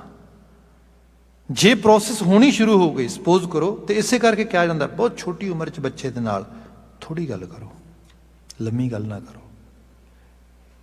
असी तो उस सोशल स्ट्रक्चर च आए जिहदे च ओपन एनवायरनमेंट सीगा, ना इत्थों वर्गा वैदर सी, ना इत्थों वर्गा एटमोसफेयर सी, ना इत्थों वर्गा कल्चर सीगा, ओपन एनवायरनमेंट सीगा। बच्चे माँ बाप नाल इंटरैक्शन करते सीगे, पर बहुत घट सी इंटरैक्शन, ज़्यादा अपने हाणियां नाल हुंदी सी, पिंड विच हुंदी सी, आले दुआले ते डिस्ट्रैक्शन बहुत ज़्यादा है नहीं सीगे। सो इस करके किते ना किते साडा कम्यूनीकेशन बिल्ड होना शुरू हो गया। हुण की है, हुण उस सारा कुछ तो चला गया। जिहड़ी इंटरैक्शन होनी माँ बाप दे नाल, ते माँ बाप जिहड़े ने उन्होंने बड़ी सियाणी गल करनी है, वो सियाणी गल उन्होंने प्रोसैस नहीं होंदी, फिर लम्मी गल करनी है, लम्मी गल नूं थ्रैड नूं पकड़ नहीं पाउंदा। अखीर फिर उन्होंने लगता है भी they are actually kind of alien for me, they are coming from any other planet and I am totally from different planet. इसे करके तुसी कई बारी देखो, तुहाडी इतनी वधिया गलबात नालों उन्होंने, सॉरी टू से कोई म्यूजिक माड़ा नहीं, मैं वैसे कहन लगा हाँ, जिहड़े ब्लैक कम्यूनिटी के रैपर्स ने वो ज़्यादा चंगे लगते उन्होंने। They prefer to listen them compare to your talk. तो उन्होंने गल करो कहते उन्होंने दे, क्योंकि रीजन ये हैगा आ, छोटे छोटे टप्पे ने, छोटे छोटे सीधे ठक ठक ठक करके लफ्ज वजते ने जो पकड़ते। ਸਾਡੀ ਟਾਕ ਜਿਹੜੀ ਹੈ ਉਹ ਇਤਨੀ ਜ਼ਿਆਦਾ ਮਤਲਬ ਜਿਹਨੂੰ ਕਿਹਾ ਜਾਏ ਕੰਪਲਿਕੇਟਡ ਆ, ਕੰਪਲੈਕਸ ਆ, ਜਿਹਨੂੰ ਅਸੀਂ ਕਹਿੰਦੇ ਜਲੇਬੀ ਵਰਗੀ ਸਿੱਧੀ, ਵੀ ਉਹ ਪਕੜ ਹੀ ਨਹੀਂ ਪਾਉਂਦਾ ਕਿਸੇ ਪਾਸੇ, ਉਹ ਥਰੈਡ 'ਚ ਲੂਜ਼ ਹੋ ਜਾਂਦਾ ਵੀ ਇਹ ਕੀ ਕਹਿ ਕੀ ਰਹੇ, ਇਹਨਾਂ ਦਾ ਮਤਲਬ ਕੀ ਹੈ ਸਾਰੇ ਦਾ ਸਾਰਾ। ਸੋ ਇਹ ਹੈ, ਜੇ ਆਪਾਂ ਕਿਸੇ ਚੀਜ਼ ਦੇ ਨੂੰ ਆਪਣੇ ਅੰਦਰ ਲੈ ਕੇ ਜਾਣਾ ਤੇ ਪ੍ਰੋਸੈਸ ਕਰਨ ਦਾ ਸਾਨੂੰ ਟਾਈਮ ਚਾਹੀਦਾ ਹੈ, ਸਾਨੂੰ ਪਤਾ ਹੋਣਾ ਚਾਹੀਦਾ ਹੈ। ਸ਼ਬਦ ਆ, ਸ਼ਬਦ ਦਾ ਮਾਇਨਾ ਇਹ ਜਾਣੋ। ਇਹ ਸਾਡੇ ਰੀਸੈਂਟਲੀ ਬੜਾ ਜ਼ਿਆਦਾ ਟਰੈਂਡ ਆਇਆ ਕਿ ਵੱਧ ਤੋਂ ਵੱਧ ਬਾਣੀ ਜਿਹੜੀ ਹੈਗੀ ਹੈ ਰੱਟਾ ਲਾਇਆ ਜਾਏ ਜਾਂ ਬਹੁਤ ਜ਼ਿਆਦਾ ਵੱਧ ਤੋਂ ਵੱਧ ਪੜ੍ਹੀ ਜਾਏ। ਸਾਡੇ ਘਰ 'ਚ ਹੁੰਦਾ ਸੀਗਾ ਕਿ ਜਿਵੇਂ ਅਸੀਂ ਸਿੰਪਲ ਸ਼ਬਦ ਪੜ੍ਹਦੇ ਹਾਂ, ਮਤ ਵਿੱਚ ਰਤਨ ਜਵਾਹਰ ਮਾਣਿਕ, ਜੇ ਇੱਕ ਗੁਰ ਕੀ ਸਿੱਖ ਸੁਣੀ। ਇੱਕ ਸਿੱਖਿਆ, ਬੰਦਾ ਕਿਸੇ ਚੀਜ਼ ਨੂੰ ਪ੍ਰੋਸੈਸ ਤੇ ਕਰ ਲਵੇ। ਸਾਨੂੰ ਇਹ ਬਿਆਨ ਕੀਤਾ ਭਾਈ ਗੁਰਦਾਸ ਜੀ ਨੇ, ਜ਼ਿਕਰ ਸੀ ਕੀਤਾ ਸੀ ਇੱਕ ਵਾਰੀ ਕਿ ਜੈਸੇ ਸਤ ਮੰਦਰ ਕੰਚਨ ਕੇ ਉਸਾਰ ਦੀਨਾ, ਤੈਸਾ ਪੁਨ ਸਿੱਖ ਕੋ ਇੱਕ ਸ਼ਬਦ ਸਿਖਾਏਗਾ। ਮਤਲਬ ਥੋੜਾ ਪਰ ਪ੍ਰੋਸੈਸ ਕਰਨਾ ਆ ਜਾਏ, ਅਰਥ ਭਾਵ ਪਕੜੇ ਚਾਉਣ। ਫਿਰ ਕੱਲਾ ਅਰਥ ਨਹੀਂ, ਅਰਥ ਤੋਂ ਫਿਰ ਨੈਕਸਟ ਲੈਵਲ ਆਉਂਦਾ ਆ ਭਾਵ ਬੋਧ। ਫਿਰ ਦੇਖਣਾ ਥ੍ਰੈਡ ਫਿਰ ਨਾ ਟੁੱਟ ਜਾਏ, ਗੱਲ ਲੰਮੀ ਹੋ ਜਾਏਗੀ। ਬੇਨਤੀ ਕਰ ਰਿਹਾ ਸੀਗਾ ਅੱਖਰ ਬੋਧ, ਜਿਹਨੂੰ ਹਰਫ ਬੋਧ ਵੀ ਕਹਿ ਦਿੰਦੇ ਅਸੀਂ। ਫਿਰ ਆਉਂਦਾ ਹੈ ਵਾਕ ਬੋਧ, ਪਾਠ ਬੋਧ, ਅਰਥ ਬੋਧ, ਫਿਰ ਆਉਂਦਾ ਭਾਵ ਬੋਧ। ਜਿਹੜਾ ਭਾਵ ਬੋਧ ਆ ਨਾ, ਇਹ ਐਕਚੁਅਲ ਲੈਵਲ ਤੇ ਗੁਰਬਾਣੀ ਨਾਲ ਤੁਹਾਡੀ ਰਿਲੇਸ਼ਨਸ਼ਿਪ ਆ। ਅੱਖਰਾਂ ਦੇ ਅਰਥਾਂ ਦੇ ਵਿੱਚ ਜਿਹੜਾ ਭਾਵ ਪਿਆ ਆ, ਤੁਹਾਡੇ ਅੰਦਰ ਦੀ ਸਟੇਟ ਆਫ ਮਾਈਂਡ ਤੇ ਸ਼ਬਦ ਦਾ ਜੋ ਮੈਸੇਜ ਆ, ਜਦੋਂ ਆਪਸ ਵਿੱਚ ਮੈਚ ਕਰਦੇ ਨੇ, ਫਿਰ ਤੁਸੀਂ ਐਕਚੁਅਲ ਲੈਵਲ ਤੇ ਗੁਰੂ ਕੀ ਆਸੀਸ ਜਿਹੜੀ ਉਹਨੂੰ ਪਰਸੀਵ ਕਰਦੇ ਹੋ। ਇਹ ਹੈ ਹਰ ਹਰ ਚਰਨ ਹਿਰਦੈ ਉਰ ਧਾਰੇ। ਸਭ ਕਹਿੰਦੇ ਸਿਮਰ ਸੁਆਮੀ ਸਤਿਗੁਰੂ ਆਪਣਾ ਕਾਰਜ ਸਫਲ ਹਮਾਰੇ। ਜੇ ਤੂੰ ਸਿਮਰਤੀ ਦੇ ਇਸ ਲੈਵਲ ਤੇ ਆ ਜਾਏ, ਜੇ ਤੂੰ ਸਿਮਰਨ ਦੇ ਇਸ ਲੈਵਲ ਨੂੰ ਫੜ ਲਵੇਂ, ਫਿਰ ਚੇਤੇ ਰੱਖੀ ਸਿਮਰ ਸੁਆਮੀ ਸਤਿਗੁਰੂ ਆਪਣਾ ਕਾਰਜ ਸਫਲ ਹਮਾਰੇ। ਜੀਵਨ ਦੇ ਕਾਰਜ ਸਫਲੇ ਹੋ ਜਾਣਗੇ। ਐਕਚੁਅਲੀ ਇਹ ਸਾਡੀ ਇੱਕ ਆਪਣੀ ਇੰਟਰਪ੍ਰੀਟੇਸ਼ਨ ਆ। ਕਿਸੇ ਨੇ 4 ਪੈਸੇ ਵੱਧ ਕਮਾ ਲਏ, ਉਹਨੂੰ ਅਸੀਂ ਜ਼ਿਆਦਾ ਸਕਸੈਸਫੁਲ ਮੰਨਦੇ ਹਾਂ। ਕਿਸੇ ਨੇ ਘੱਟ ਕਮਾ ਲਏ, ਉਹਨੂੰ ਅਸੀਂ ਘੱਟ ਸਕਸੈਸਫੁਲ ਮੰਨਦੇ ਹਾਂ। ਕਿਸੇ ਨੇ ਬੱਚੇ ਵੱਧ ਪੜ੍ਹਾ ਲਏ, ਕਿਸੇ ਨੇ ਥੋੜ੍ਹੇ ਘੱਟ ਪੜ੍ਹਾ ਲਏ। ਅਸੀਂ ਸਾਡੀ ਸਕਸੈਸ ਦੇ ਮੈਜਰਸ ਇਸ ਤਰੀਕੇ ਨਾਲ ਨੇ। ਡੀਪ ਲੈਵਲ 'ਤੇ ਗੱਲ ਇਹ ਹੈ, ਬੰਦੇ ਦੀ ਲਾਈਫ ਮੀਨਿੰਗਫੁਲ ਹੋਏ। Whatever we do, whatever actually we are kind of ਜਿਹੜਾ ਅਸੀਂ ਫੋਲੋ ਕਰ ਰਹੇ ਹਾਂ ਕਿਸੇ ਪਾਥ ਨੂੰ, ਉਹਦੇ 'ਚ ਸਾਨੂੰ ਖੁਸ਼ੀ ਮਿਲ ਰਹੀ ਹੈ। ਅਸੀਂ ਕੰਟਰੀਬਿਊਟ ਕਰ ਰਹੇ ਹਾਂ, ਅਸੀਂ ਆਪਣੇ ਜੀਵਨ ਨੂੰ ਕਿਸੇ ਲਹਿਜ਼ੇ 'ਤੇ ਮਾਣ ਰਹੇ ਹਾਂ। ਇਹ ਹੈ ਐਕਚੁਅਲ ਲੈਵਲ 'ਤੇ ਜਿਹੜਾ ਕਾਰਜ ਸਫਲ ਹਮਾਰੇ, ਜੀਵਨ ਸਫਲ ਹੋ ਜਾਣ। ਇੱਥੇ ਇਹ ਨਹੀਂ ਗਾ। ਮੈਨੂੰ ਯਾਦ ਆ ਸਾਡੇ ਪ੍ਰੋਫੈਸਰ ਸਾਹਿਬ ਸਾਨੂੰ ਪੜ੍ਹਾਉਂਦੇ ਹੁੰਦੇ ਸੀ, ਅਤੇ ਉਹਨਾਂ ਦੇ ਕੋਈ ਰਿਸ਼ਤੇਦਾਰ ਮਿਲਣ ਲਈ ਆਏ ਉਹਨਾਂ ਨੂੰ, ਅਤੇ ਉਹ ਬੱਚਿਆਂ ਨੂੰ ਪੜ੍ਹਾ ਰਹੇ ਨੇ, ਅਤੇ ਉਹਨਾਂ ਨੇ ਕੋਲ ਹੀ ਬੁਲਾ ਲਿਆ, ਇੱਥੇ ਬੈਠ ਜਾਓ। ਕਿਉਂਕਿ ਉਹਨਾਂ ਦਾ ਬਹੁਤ ਜ਼ਿਆਦਾ ਇੰਟਰਸਟ ਹੈ ਨਹੀਂ ਸੀਗਾ ਉਹਨਾਂ ਸਭ ਕਿਸਮ ਦੀਆਂ ਗੱਲਾਂ ਦੇ ਨਾਲ ਜਿਹੜੀਆਂ ਆਮ ਲੋਕ ਕਰਦੇ ਨੇ। ਕਿਸੇ ਦੀ ਵੱਧ ਘੱਟ ਗੱਲ ਕਰਨੀ, ਚੁਗਲੀ ਬਖੇਲੀ ਕਰਨੀ, ਉਹ ਤਾਂ ਬਹੁਤ ਪੂਰੀ ਤਰ੍ਹਾਂ ਡੈਡੀਕੇਟਡ ਵੀ ਜੋ ਕੁਛ ਮੇਰੇ ਕੋਲ ਹੈ ਮੈਂ ਬੱਚਿਆਂ ਨੂੰ ਅੱਗੇ ਉਹਨੂੰ ਟਰਾਂਸਫਰ ਕਰਦੇ ਹਾਂ। ਅਸੀਂ ਗੁਰਮਤ ਫਿਲਾਸਫੀ ਦੇ ਉੱਤੇ ਕੁਛ ਚੀਜ਼ਾਂ ਜਿਹੜਾ ਹੈਗਾ ਡਿਸਕਸ ਕਰ ਰਹੇ ਹਾਂ, ਰਾਈਟਿੰਗ ਹੋ ਰਹੀ ਹੈ ਸਾਡੀ, ਅਸੀਂ ਵਿੱਚ ਲੱਭ ਰਹੇ ਹਾਂ ਕੁਛ ਡਾਕੂਮੈਂਟਸ ਵਗੈਰਾ, ਅਤੇ ਉਹ ਸਾਰੇ ਦੇ ਅੰਦਰ ਉਹ ਵਿੱਚ ਉਹ ਵੀ ਇੰਟਰਵੀਨ ਕਰ ਰਹੇ ਨੇ, ਗੱਲਾਂ ਕਰ ਰਹੇ ਨੇ। ਉਹ ਸਾਡੇ ਵਿੱਚੋਂ ਹੀ ਅਸੀਂ ਉਹਨੇ ਦੇਖਿਆ ਕਿ ਉਹਨਾਂ ਦਾ ਇੱਕ ਰਿਸ਼ਤੇਦਾਰ ਪੁੱਛਦਾ ਉਹਨਾਂ ਦੇ ਛੋਟੇ ਬੇਟੇ ਦਾ ਨਾਂ ਲੈ ਕੇ, ਅੱਛਾ ਉਹਨੇ ਕੀ ਕਰਨਾ ਹੁਣ, ਉਹਦਾ ਕੀ ਪ੍ਰੋਗਰਾਮ ਆ, ਉਹਦਾ ਗ੍ਰੇਡ 12 ਹੋ ਗਿਆ ਹੁਣ, ਅਤੇ ਉਹਨੇ ਹੁਣ ਅੱਗੇ ਕੀ ਕਰਨਾ ਹੈਗਾ, ਕੀ ਕਰਨ ਲੱਗਾ। ਮੋਸਟਲੀ ਫੈਮਿਲੀ 'ਚ ਉਹਨਾਂ ਦੇ ਮੈਡੀਕਲ ਲਾਈਨ 'ਚ ਬੱਚੇ ਜਾ ਰਹੇ ਸੀਗੇ, ਅਤੇ ਉਹ ਵੀ ਡਾਕਟਰ ਬਣੇਗਾ, ਉਹ ਵੀ ਹੁਣ ਜਿਹੜਾ ਹੈਗਾ BSc ਵਗੈਰਾ ਕਰੇਗਾ, ਅਤੇ ਇਸ ਕਿਸਮ ਦੀ ਗੱਲ ਹੋ ਰਹੀ ਹੈ। ਅਤੇ ਪ੍ਰੋਫੈਸਰ ਸਾਹਿਬ ਉਹਨੂੰ ਸਾਰੀ ਗੱਲ ਨੂੰ ਮਤਲਬ ਸਟਾਪ ਕਰਦਿਆਂ ਹੋਇਆ, ਵਿਰਾਮ ਕਰਦਿਆਂ ਹੋਇਆਂ ਉਹਨੂੰ ਆਵਾਜ਼ ਦੇ ਕੇ ਵਿੱਚ ਹੀ ਕਹਿੰਦੇ ਵੀ ਮੇਰਾ ਤਾਂ ਬੜਾ ਸਿੱਧਾ ਜਿਹਾ ਨੁਕਤਾ ਆ, ਉਹਦੇ ਵਾਸਤੇ ਨਹੀਂ ਸਾਰੇ ਬੱਚਿਆਂ ਵਾਸਤੇ, ਵੀ ਭਾਈ ਜੋ ਵੀ ਕਰਨਾ ਮਨ ਨਾਲ ਕਰਿਆ ਜੇ, ਮੈਨੂੰ ਤਾਂ ਕੋਈ ਇਤਰਾਜ਼ ਨਹੀਂ ਉਹ ਬੂਟ ਪਾਲਿਸ਼ ਵੀ ਕਰਨ ਲੱਗ ਜਾਏ, ਮੈਨੂੰ ਕੋਈ ਇਤਰਾਜ਼ ਨਹੀਂ। ਪਰ ਮੈਂ ਉਹਨੂੰ ਇੰਨੀ ਗੱਲ ਕਹਿਣਾ ਵੀ ਜੇ ਬੂਟ ਪਾਲਿਸ਼ ਵੀ ਕਰੇਗਾ ਤਾਂ ਏਡੇ ਵਧੀਆ ਤਰੀਕੇ ਨਾਲ ਕਰੀ, ਅਤੇ ਆਪਣੀ ਖੁਸ਼ੀ ਨਾਲ ਕਰੀ। ਵੀ ਜੇ ਕਿਤੇ ਤੂੰ ਬੂਟ ਪਾਲਿਸ਼ ਮੋਹਾਲੀ 'ਚ ਕਰ ਰਿਹਾ ਨਾ, ਤਾਂ 17 ਸੈਕਟਰ ਤੋਂ ਵੀ ਲੋਕ ਤੇਰੇ ਕੋਲ ਹੀ ਪਾਲਿਸ਼ ਕਰਾਉਣ ਲਈ ਆਉਣ। ਤਾਂ ਜਾਣੀ ਕਿ ਤੂੰ ਵਾਕਿਆ 'ਚ ਹੀ ਕੁਝ ਕੰਟਰੀਬਿਊਟ ਰਿਹਾ। ਮਤਲਬ ਹੁਣ ਮਾਇਨੇ ਕੀ ਨੇ? ਸਫਲ ਜੀਵਨ ਇਹੀ ਹੁੰਦਾ ਆ। ਬੰਦੇ ਨੂੰ ਖੁਸ਼ਨੁਮਾ ਅਹਿਸਾਸ ਹੋਏ ਜ਼ਿੰਦਗੀ ਜੀਣ ਦਾ, ਰਹਿਣ ਦਾ, ਖਾਣ ਦਾ, ਪੀਣ ਦਾ। ਅਦਰਵਾਈਜ਼ ਅਸੀਂ ਦੇਖਦੇ ਹਾਂ ਲੋਕ ਕੰਮ ਕੀ ਕਰਦੇ ਨੇ, ਸ਼ਾਮ ਪੈਂਦੀ ਏ ਨਸ਼ਾ ਪੱਤਾ ਪੀ ਕੇ ਨੀਂਦਰ ਲਿਆ ਰਹੇ ਨੇ। ਮਤਲਬ 5 ਦਿਨ ਕਿਤੇ ਕੰਮ ਕਰਦੇ ਨੇ, 5 ਦਿਨਾਂ ਬਾਅਦ ਭੱਜ ਕਿਤੇ ਰਹੇ ਨੇ ਜ਼ਿੰਦਗੀ ਇੰਜੋਏ ਕਰਨ ਵਾਸਤੇ। ਇਹ ਇੰਜੋਏਮੈਂਟ ਨਹੀਂ ਹੈਗੀ। ਇਹ ਤੇ ਬੰਦਾ ਇੱਕ ਨਾ ਜਿਹਨੂੰ ਕਿਹਾ ਗਿਆ ਕਿ ਜਿਹਨੂੰ ਸਾਹਿਬ ਕਹਿੰਦੇ ਧੰਦਾ ਕਰਤਿਆਂ ਨਿਹਫਲ ਜਨਮ ਗਵਾਏ ਹੋਏ, ਸੁਖਦਾਤਾ ਮਨ ਨਾ ਵਸਾਇਆ। ਇਹ ਨਿਹਫਲ ਬਿਨਾਂ ਫਲ ਤੋਂ ਧੰਦੇ ਕੁੱਟ ਰਿਹਾ ਬੰਦਾ, ਧੰਦ ਕੁੱਟ ਰਿਹਾ, ਕੋਈ ਇਹਦੇ 'ਚ ਉਹ ਬਾਤ ਨਹੀਂ। ਸਾਹਿਬ ਕਹਿੰਦੇ ਜੇ ਮਨ ਵਿੱਚ ਸ਼ਬਦ ਦੀ ਸਮ੍ਰਿਤੀ ਤੋਂ ਭਾਵ ਪਕੜੇ 'ਚ ਆ ਜਾਏਗਾ, ਸੱਚ ਹੈ ਸ਼ਬਦ ਤੈਨੂੰ ਜੀਵਨ ਸਮਝਾ ਦੇਗਾ। You will be able to read the book of your life. ਤੇ ਜੇ ਉਹਨੂੰ ਰੀਡ ਕਰ ਲੇਗਾ ਫਿਰ ਫੋਲੋ ਵੀ ਕਰ ਸਕੇਗਾ, ਫਿਰ ਉਹਦੇ 'ਤੇ ਜਿਹੜਾ ਸਟੈਪ ਬਾਏ ਸਟੈਪ ਤੁਰ ਵੀ ਸਕੇਗਾ। ਇਹ ਰਹਾ ਉਹਦਾ ਪਤਾ ਹੈ। ਹੁਣ ਗੁਰੂ ਸਾਹਿਬ ਨੇ ਕੁਝ ਧਰਮ ਕਰਮ ਦੀਆਂ ਗੱਲਾਂ ਜਿਹੜੀਆਂ ਭਾਰਤੀ ਖਿੱਤੇ 'ਚ ਲੋਕੀ ਹਜ਼ਾਰਾਂ ਸਾਲਾਂ ਤੋਂ ਕਰਦੇ ਰਹੇ ਤੇ ਉਹਨੂੰ ਲੋਕਾਂ ਨੇ ਧਰਮ ਮੰਨ ਲਿਆ, ਉਹਦੀ ਕੋਈ ਡਿਸਕਸ਼ਨ ਆ। ਪੁੰਨ ਦਾਨ ਪੂਜਾ ਪਰਮੇਸ਼ਰ ਹਰ ਕੀਰਤ ਤਤ ਵਿਚਾਰੇ। ਪੁੰਨ ਦਾਨ ਪੂਜਾ ਪਰਮੇਸ਼ਰ, ਕਿਸੇ ਨੇ ਪੁੰਨ ਕਰਨਾ, ਕੋਈ ਦਾਨ ਕਰਤਾ, ਕੋਈ ਪੁੰਨ ਦਾ ਕਾਰਜ ਕਰਤਾ, ਕੋਈ ਕਿਸੇ ਦੀ ਰੱਬ ਦੀ ਪੂਜਾ 'ਚ ਲੱਗ ਗਿਆ, ਆਰਤੀਆਂ ਕਰਨੀਆਂ, ਅਗਰਬੱਤੀਆਂ ਦਿਖਾਉਣੀਆਂ, ਫੁੱਲ ਚੜਾਉਣੇ, ਇਹੋ ਜਿਹੇ ਇਹਨਾਂ ਚੀਜ਼ਾਂ ਲੋਕਾਂ ਨੇ ਬੜਾ ਸਪਿਰਿਚੁਅਲ ਜਿਹੜਾ ਹੈਗਾ ਉਹਨੂੰ ਸਪਿਰਿਚੁਅਲ ਰਿਚੁਅਲਸ ਮੰਨਿਆ ਸੀਗਾ ਕਿ ਇਹ ਧਰਮ ਕਰਮ ਬੜੇ ਵਧੀਆ ਨੇ। ਗੁਰੂ ਸਾਹਿਬ ਨੇ ਕਿਹਾ ਮੈਂ ਤੈਨੂੰ ਸੱਚ ਹੈ ਤੱਤ ਦੀ ਗੱਲ ਦੱਸਣ ਲੱਗਾ ਵਾਂ। ਪੁੰਨ ਦਾਨ ਪੂਜਾ ਪਰਮੇਸ਼ਰ ਹਰ ਕੀਰਤ ਤੱਤ ਵਿਚਾਰੇ। ਜਿਹੜੀ ਹਰੀ ਦੀ ਕੀਰਤੀ ਕਰਨੀ ਹੈ ਨਾ, ਸਿਮਰਨ, ਉਸ ਸ਼ਬਦ ਦੇ ਅਹਿਸਾਸ ਦੇ ਨਾਲ ਆਪਣੇ ਆਪ ਨੂੰ ਆਤਮਸਾਤ ਕਰਨਾ ਹੈ, ਬੜਾ ਪੈਸ਼ਨੇਟ ਹੋ ਕੇ ਸ਼ਬਦ ਸਪਿਰਿਚੁਅਲ ਸਾਈਡ ਦਾ ਜਿਹੜਾ ਰਾਈਟਿੰਗ ਨੇ, ਸਕ੍ਰਿਪਚਰਸ ਨੇ, ਉਹਨਾਂ ਨੂੰ ਪੜ੍ਹਨਾ, ਅਲਾਪਣਾ, ਸਮਝਣਾ ਤੇ ਫਿਰ ਜੀਵਨ ਦੇ ਵਿੱਚ ਫੋਲੋ ਕਰਨਾ। ਇਹ ਸਭ ਤੋਂ ਵੱਡੀ ਗੱਲ ਹੈ। ਇਸ ਤੋਂ ਵੱਡਾ ਧਰਮ ਕੋਈ ਨਹੀਂਗਾ। ਇਹਦੇ ਮੁਕਾਬਲੇ ਕੋਈ ਪੂਜਾ ਨਹੀਂ, ਕੋਈ ਪੁੰਨ ਨਹੀਂ, ਕੋਈ ਦਾਨ ਨਹੀਂ, ਸਾਰੇ ਛੋਟੇ ਹੋ ਜਾਣਗੇ। ਪੁੰਨ ਦਾਨ ਪੂਜਾ ਪਰਮੇਸ਼ਰ ਹਰ ਕੀਰਤ ਤਤ ਵਿਚਾਰੇ, ਗੁਣ ਗਾਵਤ ਅਤੁਲ ਸੁਖ ਪਾਇਆ। ਗੁਣ ਗਾਵਤ ਅਤੁਲ ਸੁਖ ਪਾਇਆ, ਗੁਣ ਗਾਉਣੇ। ਹੁਣ ਇਹ ਹੈ ਜੀਵਨ ਵਿੱਚ ਵਿਚਰਦੇ ਹਾਂ, ਆਲੇ ਦੁਆਲੇ ਜੋ ਕੁਝ ਵਾਪਰਦਾ ਆ ਉਹਨੂੰ ਅਸੀਂ ਪਰਸੀਵ ਕਰਦੇ ਹਾਂ, ਉਹਨੂੰ ਅਸੀਂ ਓਬਜ਼ਰਵ ਕਰਦੇ ਹਾਂ। ਅਤੇ ਜਿਹੜੀ ਸਾਡੀ ਮੋਸਟਲੀ ਓਬਜ਼ਰਵੇਸ਼ਨ ਹੁੰਦੀ ਹੈ, ਐਕਸਪੈਕਟੇਸ਼ਨਸ ਕੁਝ ਹੋਰ ਹੁੰਦੀਆਂ ਨੇ ਅਤੇ ਰਿਜ਼ਲਟ ਕੁਝ ਹੋਰ ਆਉਂਦਾ ਆ, ਉਹ ਮਿਸਮੈਚ ਹੁੰਦਾ ਆ। ਫਿਰ ਬੰਦਾ ਸਭ ਤੋਂ ਪਹਿਲਾਂ ਇਤਰਾਜ਼ ਕਿਹਦੇ 'ਤੇ ਕਰਦਾ ਆ? ਸਭ ਤੋਂ ਪਹਿਲਾਂ ਇਤਰਾਜ਼ ਕਰਦਾ ਜ਼ਿੰਦਗੀ ਦੇਣ ਵਾਲੇ 'ਤੇ, ਜਾਂ ਮਾਂ ਬਾਪ 'ਤੇ, ਅਤੇ ਜੇ ਮਾਂ ਬਾਪ 'ਤੇ ਨਹੀਂ ਤਾਂ ਰੱਬ 'ਤੇ। ਇਹ ਹੁੰਦਾ ਆ।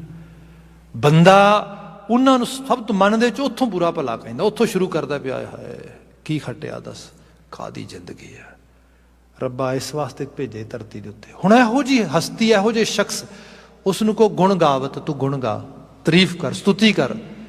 ਫਿਰ ਬੰਦੇ ਦੀ ਜ਼ਬਾਨ ਤੋਂ ਬਿਨਾਂ ਸ਼ੱਕ ਉਹ ਵਾਹਿਗੁਰੂ ਕਹਿ ਵੀ ਰਿਹਾ, ਉਹਨੂੰ ਵਾਹਿਗੁਰੂ ਦਾ ਮਤਲਬ ਕੋਈ ਨਹੀਂ ਪਤਾ। ਇਹਦਾ ਮਤਲਬ ਕੀ ਹੈ? ਵਾਹਿਗੁਰੂ ਦਾ ਮਤਲਬ ਹੈ ਬਿਯੋਂਡ ਇਮੈਜੀਨੇਸ਼ਨ ਹੈ, ਐਕਸਪਲੇਨ ਨਹੀਂ ਹੋ ਸਕਦਾ।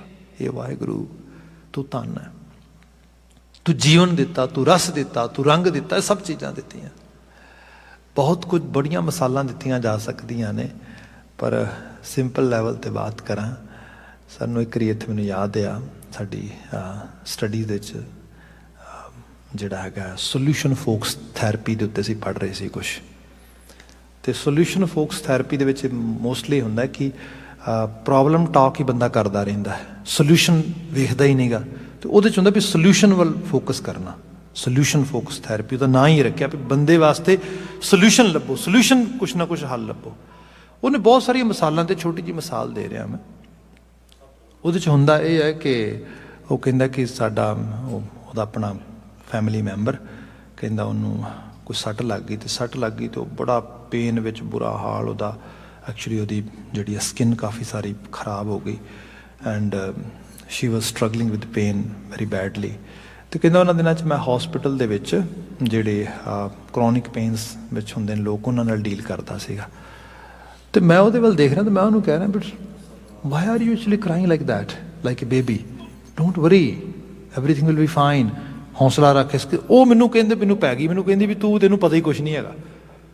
ਉਹ ਕਹਿੰਦਾ ਹਾਂ ਮੈਨੂੰ ਵਾਕਿਆ 'ਚ ਨਹੀਂ ਪਤਾ ਕੁਛ, let me show you something. ਕਹਿੰਦਾ ਮੈਂ ਉਹਨੂੰ ਅਗਲੇ ਦਿਨ ਆਪਣੇ ਜਿਹੜਾ ਕੰਮ 'ਤੇ ਨਾਲ ਲੈ ਗਿਆ। ਮੈਂ ਕਿਹਾ ਵੀ ਉਹਦਾ ਜਿਹੜਾ ਮਤਲਬ ਜਿਹੜਾ ਹਿੱਸਾ ਚਮੜੀ ਦਾ ਸੀਗਾ, ਜਿਹੜਾ ਦੁਖ ਰਿਹਾ ਸੀਗਾ, ਮੈਂ ਉਹਨੂੰ ਕਿਹਾ if you allow me can I touch it? ਕਹਿੰਦੀ no way, don't even think about it, it's very actually painful. ਕਹਿੰਦਾ ਸੱਚੀ? ਕਹਿੰਦੀ ਹਾਂ, ਕਹਿੰਦਾ ਉਰੇ ਆ। ਉੱਥੇ ਇੱਕ ਪੇਸ਼ੈਂਟ, ਉਹਦਾ ਇੱਕ ਥੱਲੜਾ ਹਿੱਸਾ ਪੂਰਾ ਦਾ ਪੂਰਾ ਵੈਜੀਟੇਬਲ ਕੰਡੀਸ਼ਨ 'ਚ ਆ ਗਿਆ, ਨਮ ਹੋ ਗਿਆ। ਕਹਿੰਦਾ ਇਹਨੂੰ ਟੱਚ ਕਰ। ਉਹਨੇ ਟੱਚ ਕੀਤਾ 2-4 ਵਾਰੀ। ਉਹਨੂੰ ਪੁੱਛਿਆ, ਉਹ ਕਹਿੰਦਾ I don't have any feelings. ਫਿਰ ਦੁਬਾਰਾ ਕਿਹਾ, ਉਹ ਨਾ। ਅਖੀਰ ਗੱਲ ਕਰਦਿਆਂ ਕਰਦਿਆਂ ਇਸ ਲੈਵਲ 'ਤੇ ਆਈ, ਉਹ ਸ਼ਖਸ ਆਪਣੀ ਜ਼ਬਾਨ ਤੋਂ ਉਹਨੂੰ ਕਹਿੰਦਾ madam, it's bliss for you that you at least you can feel your pain. I'm actually praying, I'm actually pleading toward mother nature, toward my own body, please let me at least feel the pain. ਜੇ ਬੰਦਾ ਸ਼ੁਕਰਗੁਜ਼ਾਰੀਅਤ ਚ ਆ ਜਾਏ ਨਾ, ਤੇ ਹਰ ਚੀਜ਼ 'ਚ ਸ਼ੁਕਰ ਕਰਨ ਵਾਸਤੇ ਪਿਆ ਆ। ਸਾਨੂੰ ਨਹੀਂ ਅਹਿਸਾਸ। ਗੁਰੂ ਸਾਹਿਬ ਨੇ ਐਵੇਂ ਨਹੀਂ ਲਿਖਿਆ ਵੀ ਕੇਤਿਆਂ ਦੁੱਖ ਭੂਖ ਸਦਮਾਰ ਇਹ ਵੀ ਦਾਤ ਦਾਤਾ ਦਾਤ ਹੀ ਹੈ ਤੇਰੀ, ਹੋਰ ਕੀ ਹੈ। ਇੱਥੇ ਸਾਹਿਬ ਨੇ ਕਿਹਾ ਗੁਣ ਗਾਵਤ ਅਤੁਲ ਸੁਖ ਪਾਇਆ। ਇਹ ਹੈ ਗੁਣ ਗਾਉਂਦਿਆਂ ਅਤੁਲ ਸੁਖ ਪਾਉਣਾ। ਠਾਕੁਰ ਅਗਮ ਅਪਾਰੇ ਜੋ ਜਨ ਪਾਰ ਬ੍ਰਹਮ ਆਪਣੇ ਕੀਨੇ ਤਿਨ ਕਾ ਬਹੁਰ ਕਛ ਨਾ ਵਿਚਾਰੇ। ਜਿਹਨਾਂ ਨੂੰ ਆਪਣੇ ਕਲਾਵੇ 'ਚ ਲੈ ਲੈਂਦਾ, ਉਹਨਾਂ ਨੂੰ ਤਰਸ ਕਰਕੇ ਮੁਕਤ ਕਰ ਦਿੰਦਾ ਹੈ। ਨਾਮ ਰਤਨ ਸੁਣ ਜਪ ਜਪ ਜੀਵਾਂ ਹਰ ਨਾਨਕ ਕੰਠ ਮਝਾਰੇ। ਇਹ ਨਾਨਕ ਕਹਿ, ਜਦੋਂ ਦਾ ਨਾਮ ਰੂਪ ਰਤਨ ਜਿਹੜੇ ਸ਼ਬਦ ਦੀ ਗੱਲ ਹੋ ਰਹੀ ਸੀ, ਉਹ ਮੇਰੇ ਕੰਠ ਵਿੱਚ ਆ ਗਿਆ, ਮੇਰੇ ਜੀਵਨ ਮੇਰੇ ਸੁਰਤੇ 'ਚ ਆ ਗਿਆ ਹੈਗਾ, ਮੈਂ ਮਹਾਂਸੁਖ ਦਾ ਤਾਰਨੀ ਹੋ ਗਿਆ। ਸਭ ਰਹਿਮਤ ਕਰਨ ਇਹਨਾਂ ਆਲਮੀ ਵਾਕਿਆਂ 'ਚੋਂ ਚੰਗੇਰੀ ਪ੍ਰੇਰਣਾ ਮਿਲੇ। ਇੰਨੀਆਂ ਬੇਨਤੀਆਂ ਨਾਲ ਖਿਮਾ ਕਹਿ ਦੇਣਾ ਜੀ। ਵਾਹਿਗੁਰੂ ਜੀ ਕਾ ਖਾਲਸਾ, ਵਾਹਿਗੁਰੂ ਜੀ ਕੀ ਫਤਿਹ।